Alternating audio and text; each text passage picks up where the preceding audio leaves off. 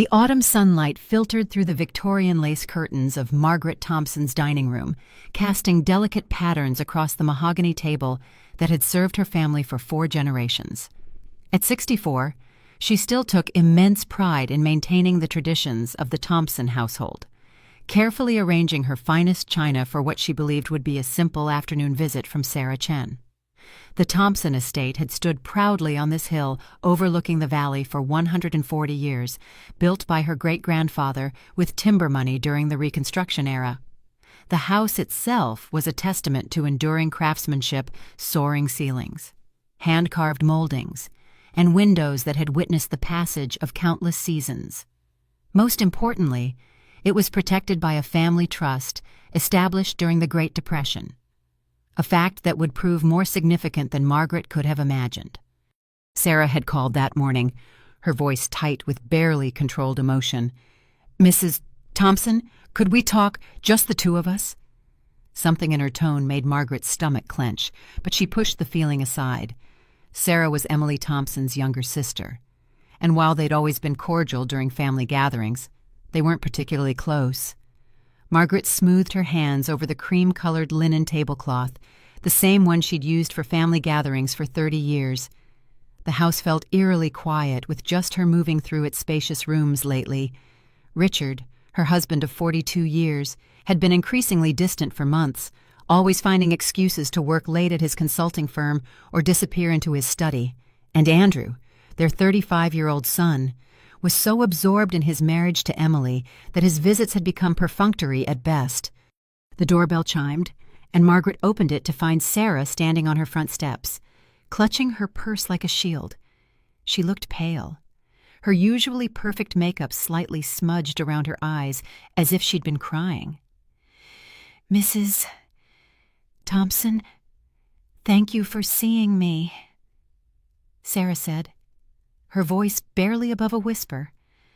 "Of course, dear. Come in." Margaret led her to the dining room, noting how Sarah's hands trembled slightly as she set down her purse. "I made your favorite cucumber sandwiches and that lemon cake you complimented last Easter." Sarah managed a weak smile, but didn't touch the food Margaret had carefully arranged. Instead, she stared at her folded hands, her knuckles white with tension. "Sarah, what's wrong?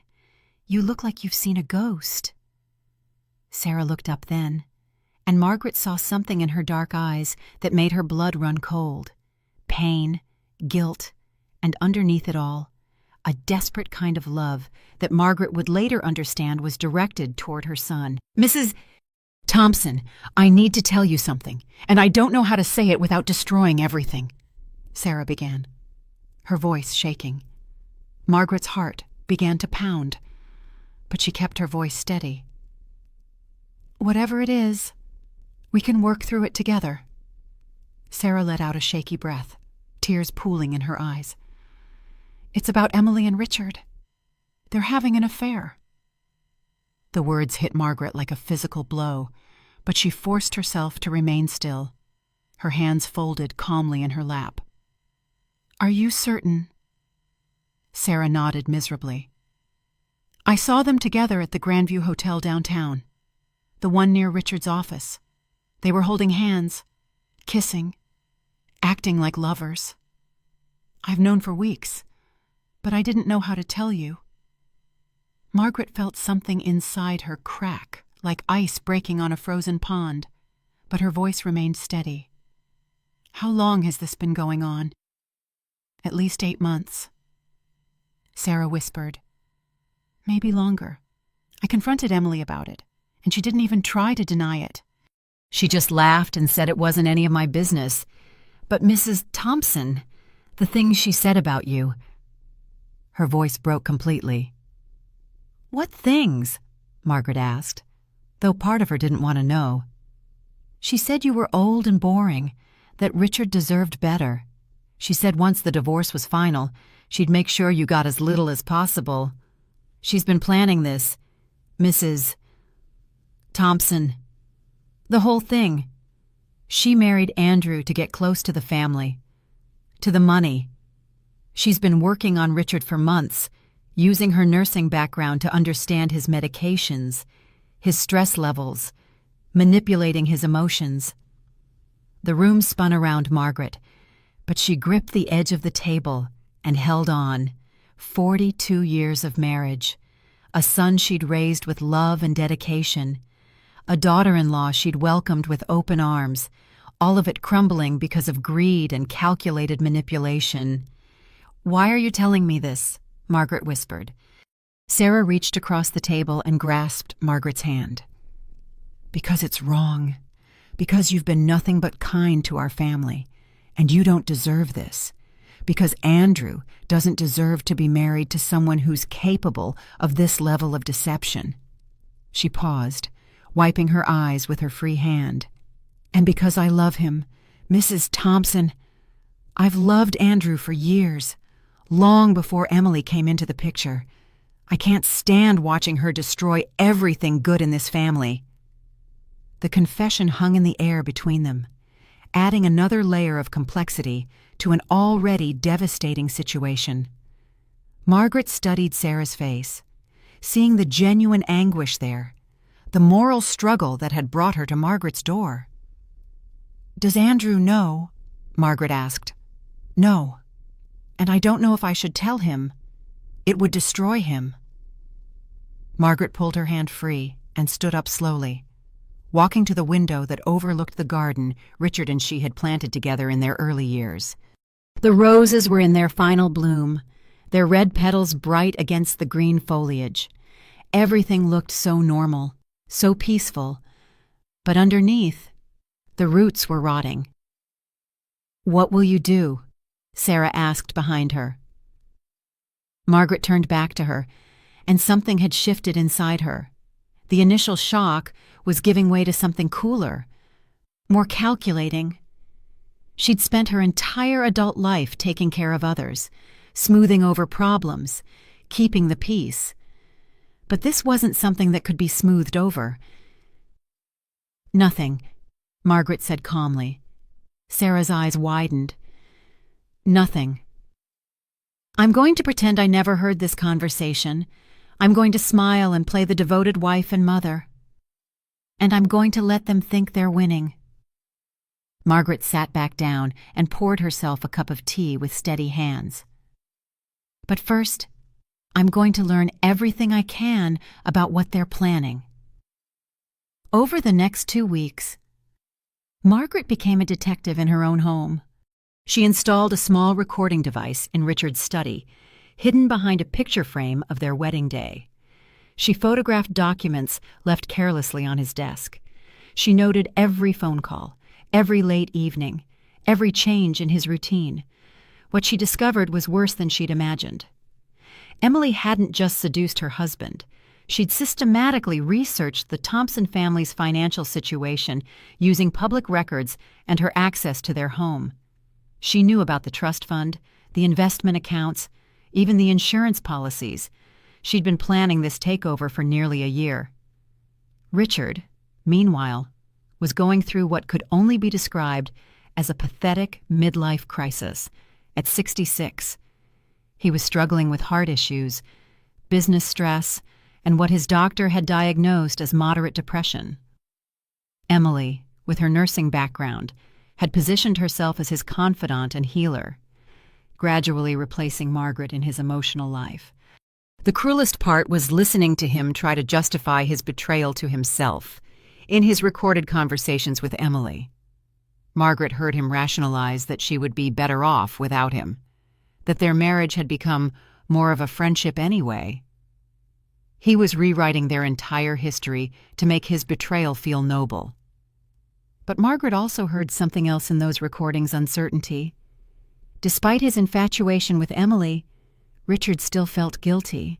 He loved their son, respected their family history, and part of him knew what he was doing was wrong. That guilt would be her weapon. Victoria Sterling's law office occupied the 15th floor of a downtown building, with floor-to-ceiling windows that offered a commanding view of the city. At 45, Victoria had built a reputation as one of the most formidable divorce attorneys in the state, specializing in complex asset division and high-conflict cases. "Mrs. T. Thompson," she said, after Margaret had explained her situation with clinical precision, "I have to ask why you haven't confronted your husband directly about the affair." Margaret clasped her hands in her lap, choosing her words carefully. "Because I want to understand exactly what I'm dealing with before I make any decisions. This house, our assets, our family legacy. I need to know where I stand legally before I reveal what I know." Victoria nodded approvingly. "Smart approach. Many women act emotionally and lose leverage. Let's start with the basics. How are your assets currently titled?" For the next hour, they went through everything the house purchased in 1885 with money from Margaret's family's timber business. The investment accounts accumulated over decades of careful saving. The small consulting firm Richard had built from nothing. Most importantly, they examined the family trust that had been established by Margaret's great-grandfather in 1934. "This is absolutely fascinating," Victoria said, studying the trust documents Margaret had brought from the family safe. "Your great-grandfather was remarkably forward-thinking. This trust has some very specific provisions about inheritance and divorce that I rarely see in documents from that era." "What kind of provisions?" Margaret asked, though she had a vague memory of her grandfather explaining some of these details years ago. Victoria read from the yellowed document. "The house and all primary assets derived from Thompson Family Enterprises can never be sold or transferred to anyone outside the direct bloodline. Even in the event of divorce, a spouse married into the family would have no claim to these properties." She looked up, her eyes bright with professional excitement. "But there's more. There's an infidelity clause here that's quite unusual for trusts established in that era." Margaret's pulse quickened. "What does it say?" "In the event that a marriage is dissolved due to adultery on the part of the spouse married into the family, the blood relation retains all rights to trust properties, and the offending party forfeits any claim to assets derived from or connected to said trust. Furthermore, if the blood relation's spouse commits adultery, they forfeit all marital property rights and are entitled only to assets they brought into the marriage." Victoria shook her head in admiration.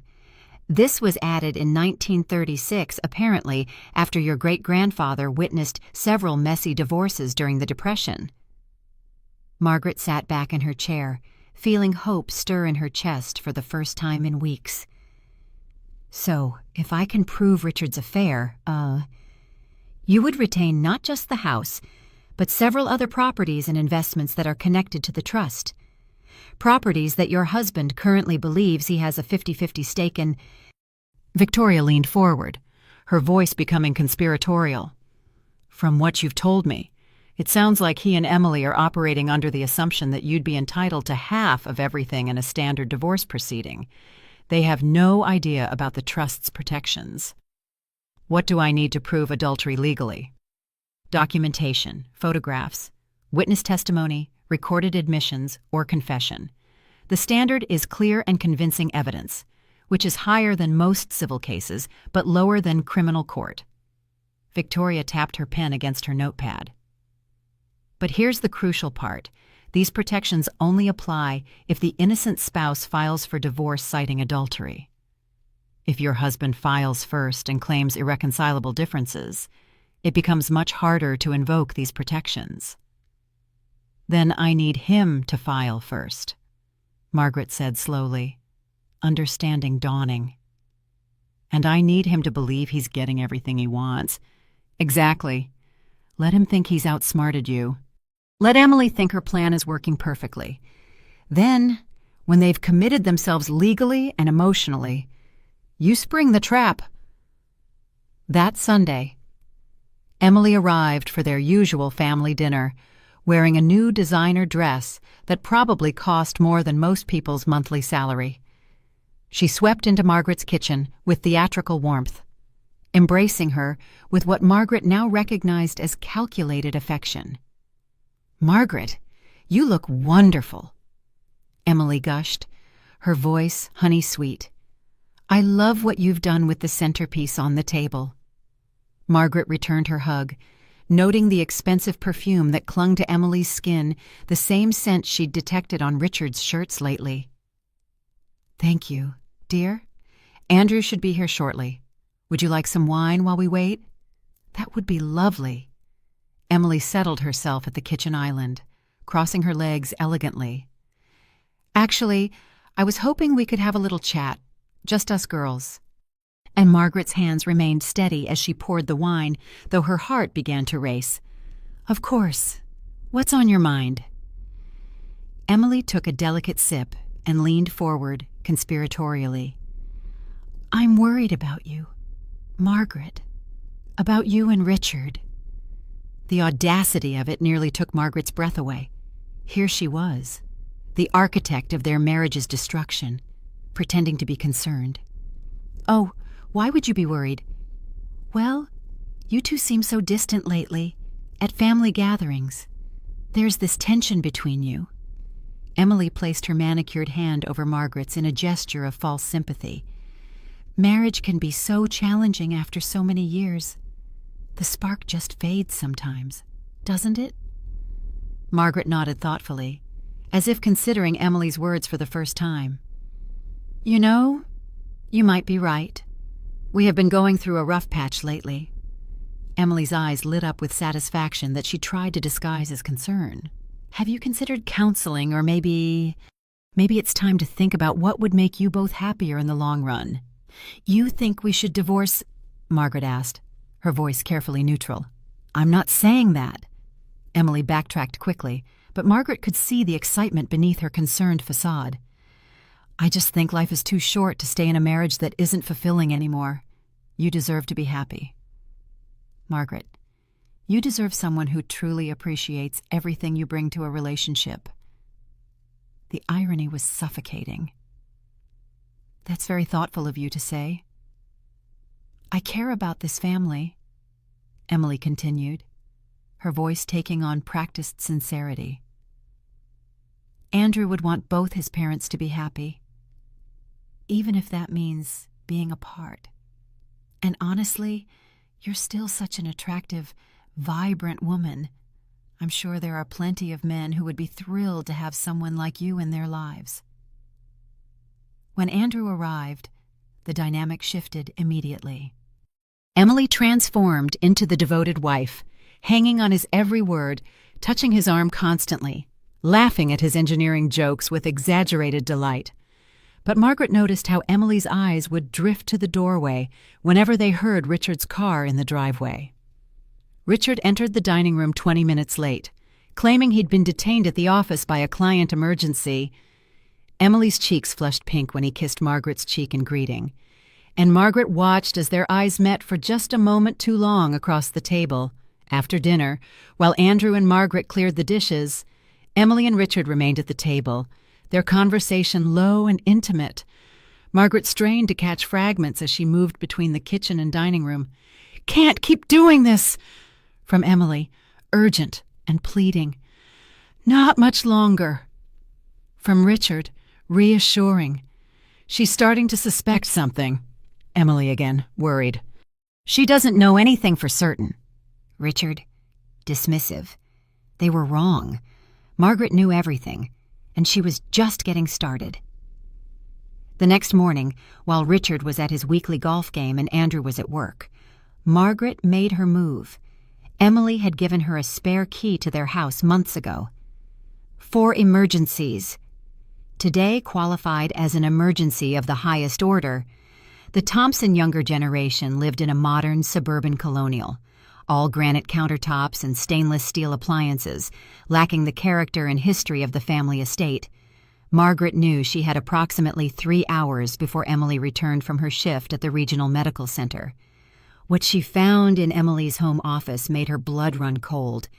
Emily hadn't just stumbled into an affair with Richard. She had orchestrated every detail with the precision of a military campaign. Spread across her desk were copies of the Thompson family's financial documents, property records, and insurance policies. She had researched Richard's psychological profile, noting his vulnerabilities, his recent depression diagnosis, his concerns about aging, his guilt over not being as financially successful as his father had been. But it was the timeline that truly revealed the scope of Emily's manipulation. 18 months ago, she had Googled wealthy families in their city and researched the Thompson family's background. 15 months ago, she had applied specifically for a job at the hospital where Richard received his cardiac care. 12 months ago, she had engineered a meeting with Andrew at a charity event Margaret had organized. 10 months ago, she had married Margaret's son. 8 months ago, she had begun her systematic seduction of Margaret's husband. Every milestone in their relationship had been calculated, from her accidental encounters with Richard at the hospital to her gradual integration into their family dinners. She had even researched the family's trust, though her notes showed she didn't fully understand its protective provisions. Most chilling was a handwritten note in Emily's planner for next month. M needs to be out of picture before R files papers. Natural causes best option. Research digitalis interactions with heart medication. Emily wasn't just planning to steal Margaret's husband and home. She was planning to kill her. Margaret's hands shook as she photographed every document with her phone, her mind reeling from the implications of what she'd discovered. The woman she'd welcomed into her family, whom she'd grown to love like a daughter, was a cold-blooded killer in the making. But as she prepared to leave Emily's house, a terrible thought occurred to her. If Emily was planning to murder her using medical knowledge, and if she'd been this calculating about every other aspect of her plan, was this really her first time Margaret remembered something Sarah had mentioned in passing months ago? Their Aunt Eleanor had died suddenly of a heart attack 18 months ago.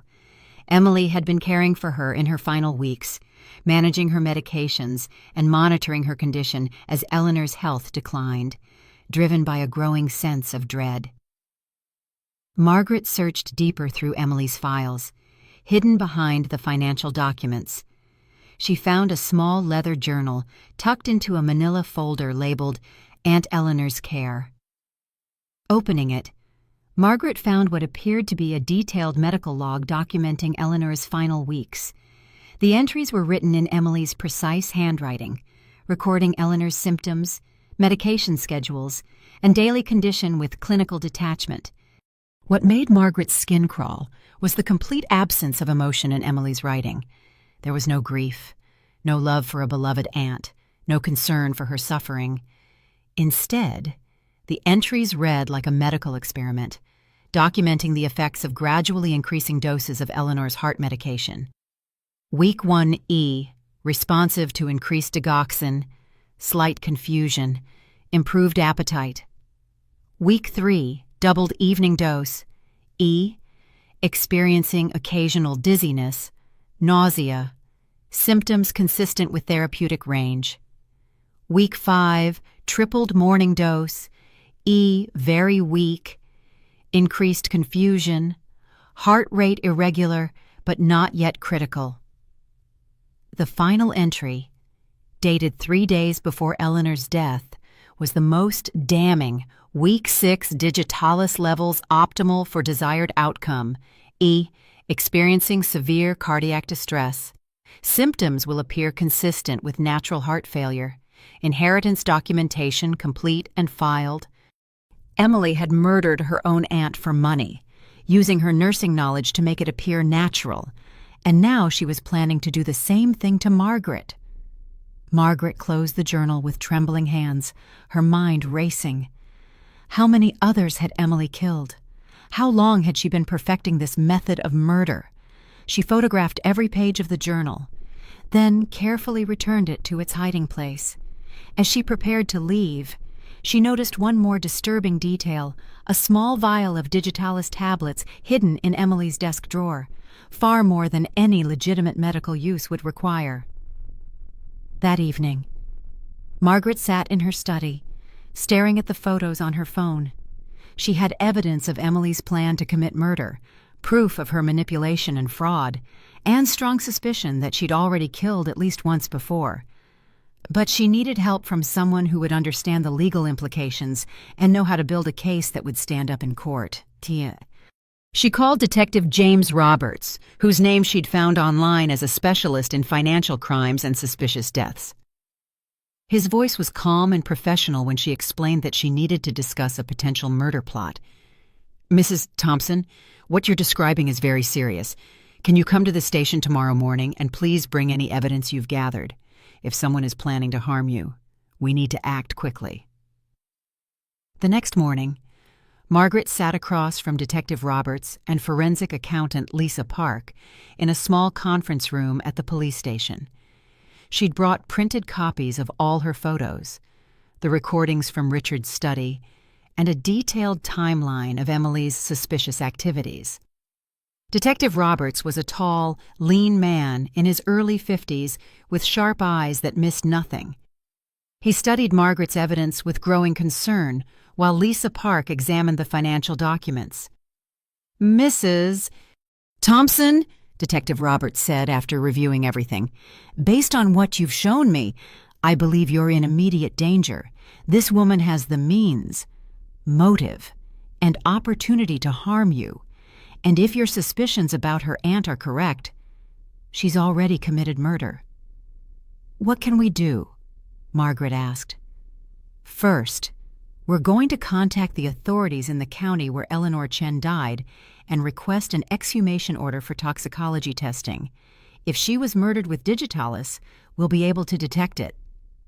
Detective Roberts made notes as he spoke. "Second, we're going to place you under protective surveillance. And third, we're going to set up a controlled situation where Emily might incriminate herself." Lisa Park looked up from the financial records. "The pattern here is consistent with what we call Black Widow killings, identifying wealthy targets, infiltrating their lives, then eliminating them for financial gain. Based on the research Emily did on other families, I suspect there may be additional victims." Over the next week, Detective Roberts coordinated with law enforcement agencies in 3 other states where Emily had previously lived. The pattern was chilling in each location. An elderly person with substantial assets had died suddenly of apparent heart failure while Emily was working as their home care nurse. Dr. Patricia Wu, the forensic pathologist who examined Eleanor's exhumed remains, confirmed Margaret's worst fears. "The digitalis levels in the tissue samples are consistent with intentional poisoning," she reported to the team. "This woman was murdered, and based on the concentration, it was done gradually over several weeks to make it appear natural." But Emily wasn't finished with her plans. While the investigation was building momentum, she was preparing to make her final move against Margaret. 3 weeks after Margaret's visit to the police station, Emily's patience finally ran out. Margaret had been wearing a wire recording device as instructed by Detective Roberts, hoping to capture Emily making incriminating statements. The opportunity came sooner than expected. Margaret was having her morning coffee on the back porch, watching the sunrise paint the sky in shades of gold and pink. When her phone rang, Emily's name appeared on the screen, and for the first time in months, Margaret felt a surge of grim satisfaction as she answered. "Hello, Emily? Margaret, we need to talk. Right now." Emily's voice was tight with barely controlled rage, all pretense of sweetness abandoned. Margaret took a leisurely sip of her coffee before responding.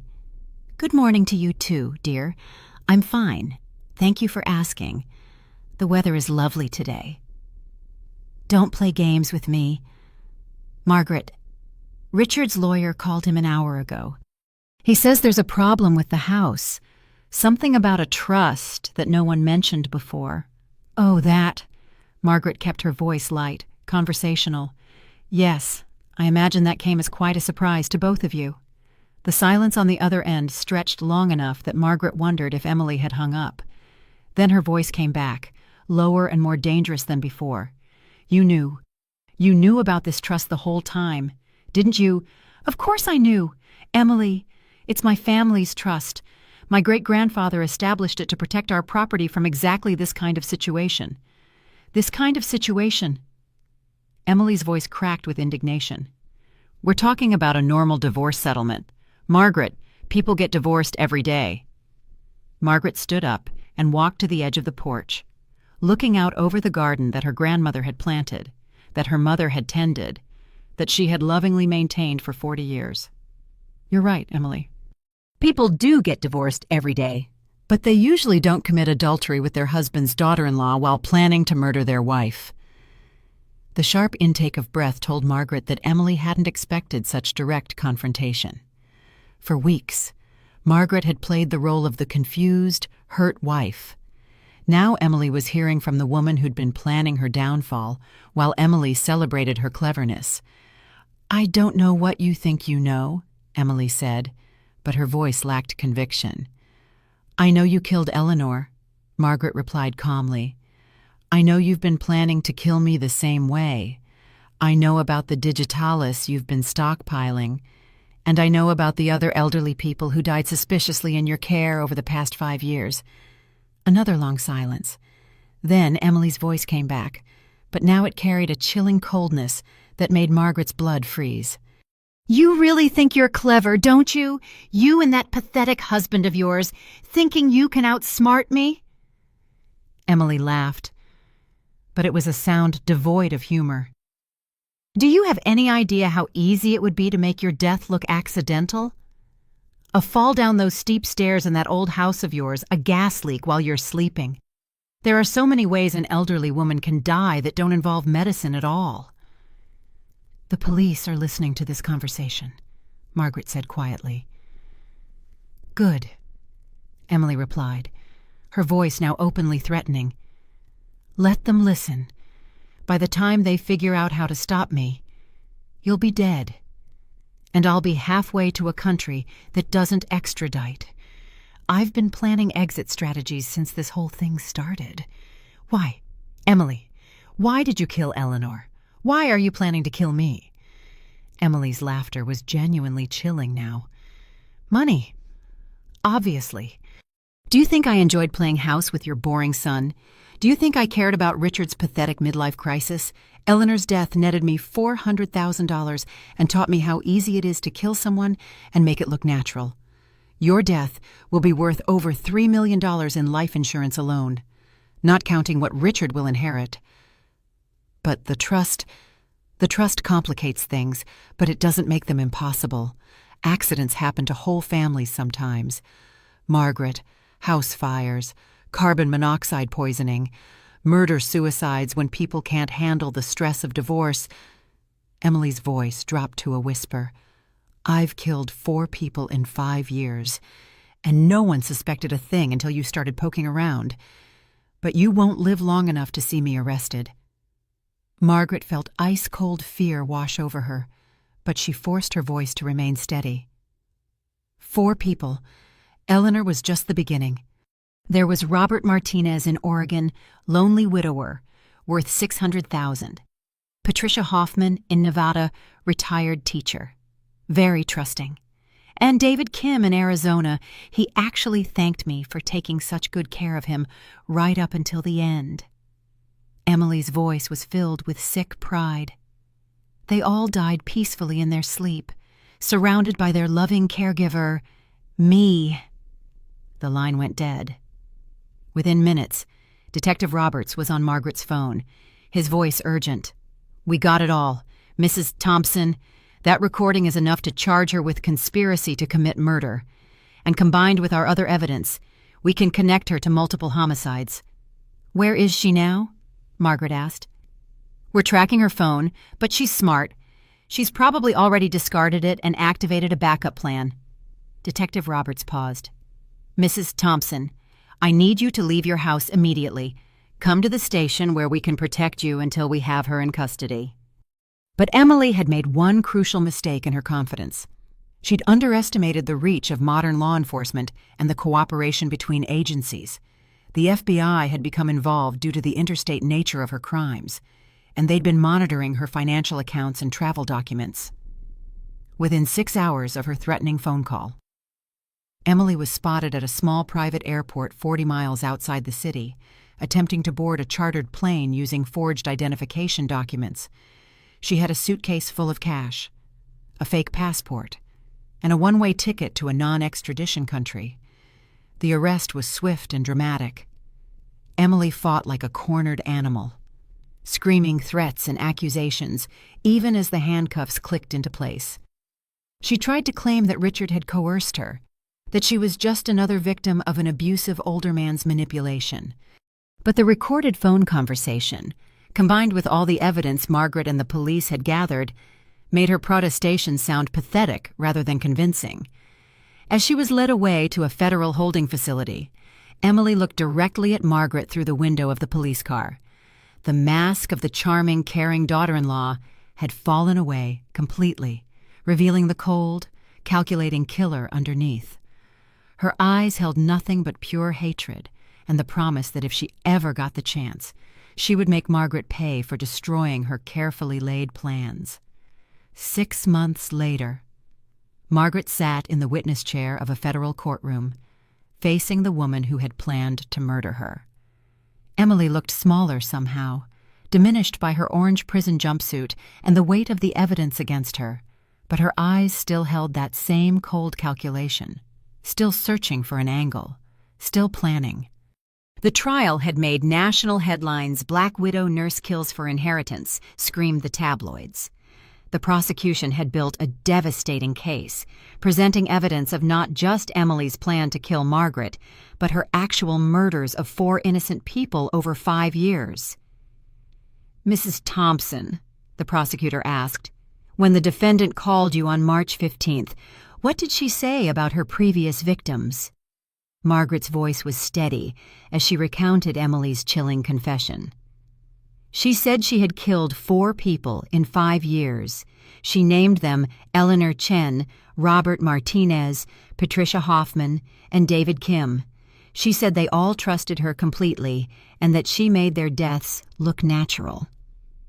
The defense attorney, a harried-looking public defender, tried to argue that Emily was mentally ill, that childhood trauma had driven her to desperate acts. But the evidence was too overwhelming, the pattern too clear, the planning too methodical, too. This wasn't the work of someone who had snapped under pressure.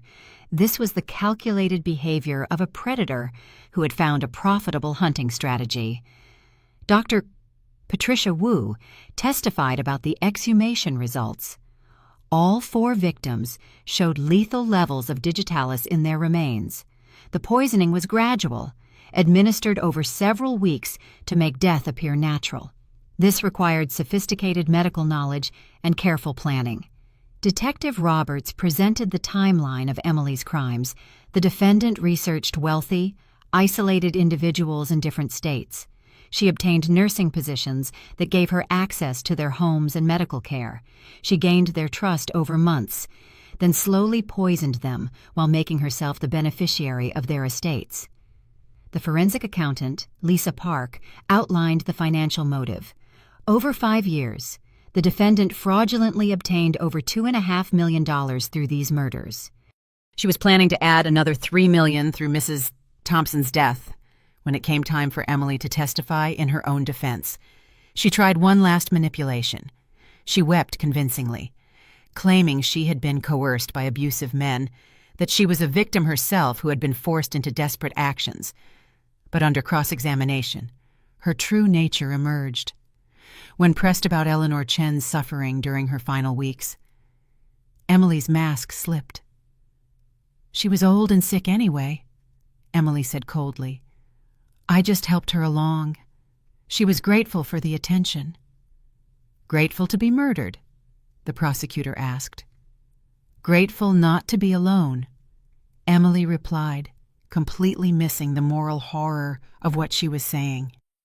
The jury deliberated for less than 4 hours. On a cold February morning, Emily Chen was sentenced to life in prison without the possibility of parole for the first-degree murder of Eleanor Chen, with additional consecutive sentences for the murders of Robert Martinez, Patricia Hoffman, and David Kim.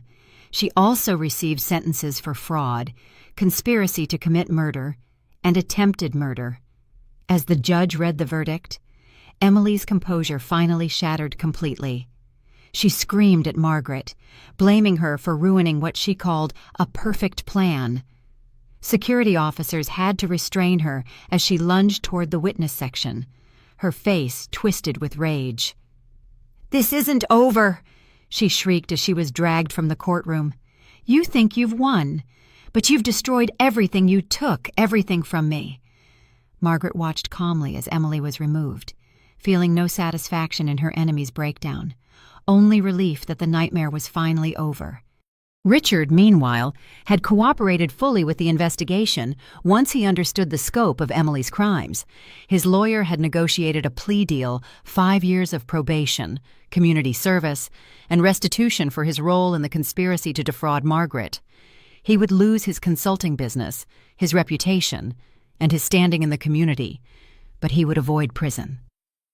During the sentencing phase, Richard had approached Margaret in the courthouse hallway. "Margaret, I know I don't deserve your forgiveness," he said, his voice broken with genuine remorse. "I was a fool, and I nearly got you killed because of my stupidity." Margaret looked at this man she had loved for 42 years, seeing him clearly for perhaps the first time. He wasn't evil like Emily, but he was weak, selfish, and ultimately hollow. "You're right, Richard. You don't deserve forgiveness, and I'm not ready to give it," she replied quietly. "But I hope you use these 5 years to figure out who you want to be, because the man I married died the day you chose Emily over our family." Spring came early that year, and with it, a wedding in the Thompson family garden. Andrew and Sarah had decided not to wait for the traditional year of mourning after his divorce from Emily was finalized. Life, they said, was too short and too precious to waste on arbitrary conventions. The ceremony was small and intimate, attended by close friends and family members who had supported them through the darkest months of their lives. Victoria Sterling was there, having become not just Margaret's lawyer, but a genuine friend. Detective Roberts attended as well, bringing his wife and daughters to celebrate the victory of justice over evil. Richard was notably absent. He had asked Andrew's permission to attend, but his son had gently declined. Some wounds, Andrew explained, needed more time to heal. Perhaps someday there would be room for forgiveness, but not yet. As Margaret watched Andrew and Sarah exchange vows under the rose arbor that had witnessed 4 generations of Thompson weddings, she felt a deep sense of completion. Not because the story was over, there would be grandchildren eventually, new challenges and joys to face, but because she finally understood who she was, beyond being Richard's wife or Andrew's mother. She was Margaret Thompson, keeper of her family's legacy, protector of what mattered, survivor of betrayal, and architect of her own future. Sarah looked radiant in Margaret's grandmother's wedding dress, which had been carefully preserved in tissue paper for 60 years. As she spoke her vows, Margaret saw in her everything that Emily had pretended to be genuine love, loyalty, and a deep respect for family traditions. "I promise to honor not just you," Sarah said to Andrew, "but the family that raised you, the values you represent, and the legacy we'll build together in this house that has sheltered 4 generations of good people." When they kissed as husband and wife, there wasn't a dry eye in the garden. But these were tears of joy, of hope, of new beginnings built on a foundation of truth rather than deception. At the reception, Andrew pulled Margaret aside for a private moment. "Mom, I need you to know something. Sarah and I have been talking, and we want our children to grow up in this house, the way I did. We want them to understand their heritage, to be part of something bigger than themselves." Margaret smiled, feeling the weight of 4 generations of Thompson women settling peacefully on her shoulders. "This house has always been about family, sweetheart. It's never been about the building itself, but about the love and values that fill it.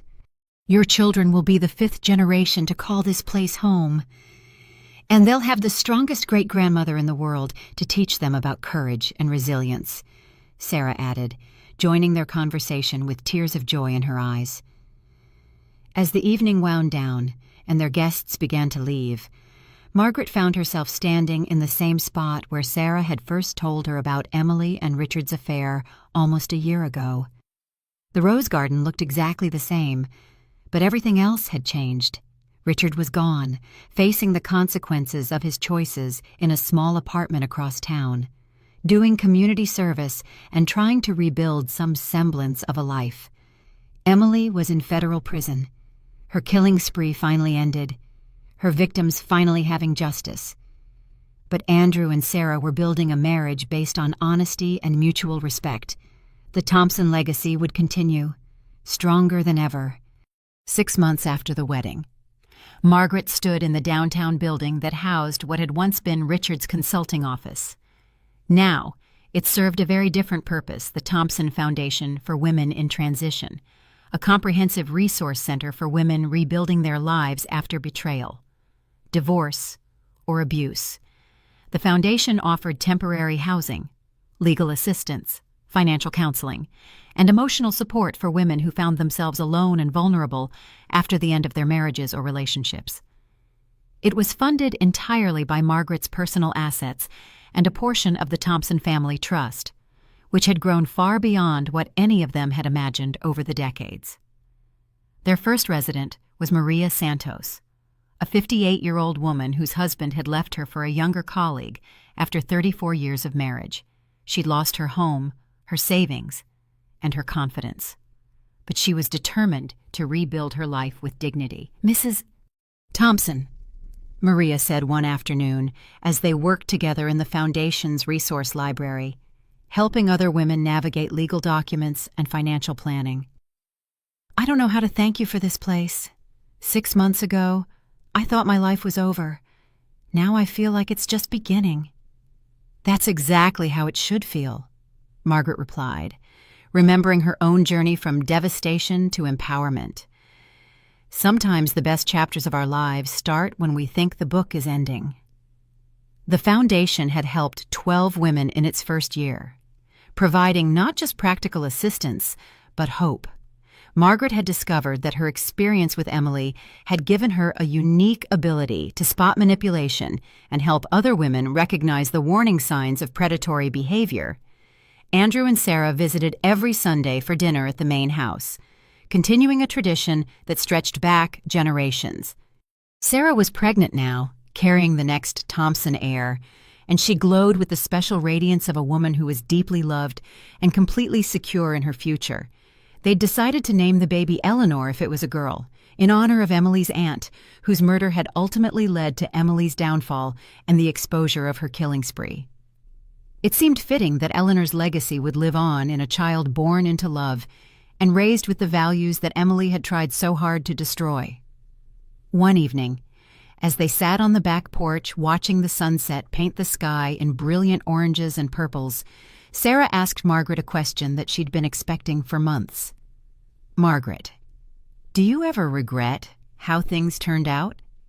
Do you ever wish you'd just confronted Richard and Emily directly, instead of playing the long game?" Margaret considered the question carefully, looking out over the garden that had witnessed so much joy and sorrow over the years.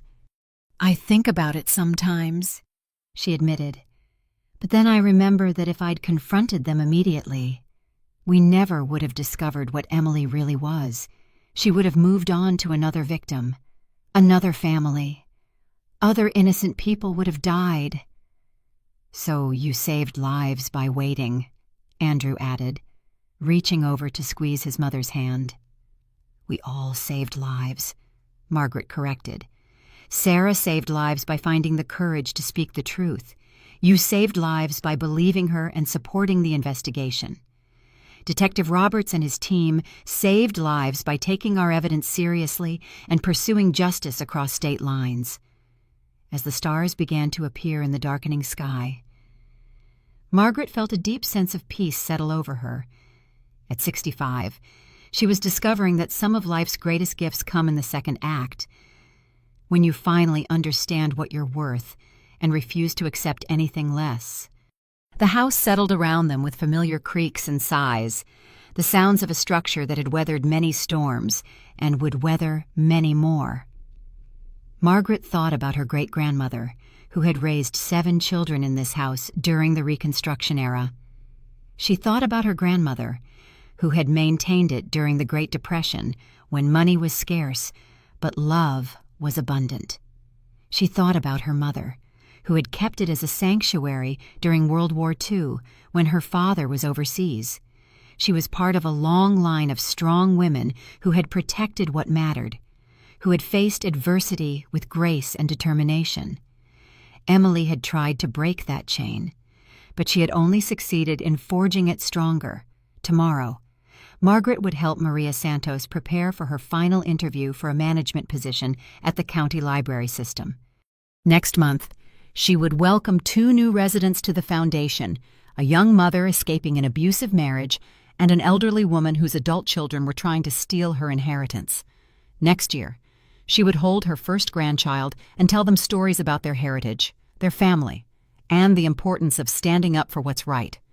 But tonight, she would simply be grateful for survival, for discovery, for the knowledge that at any age, at any stage of life, it's never too late to discover who you really are when everything false is stripped away.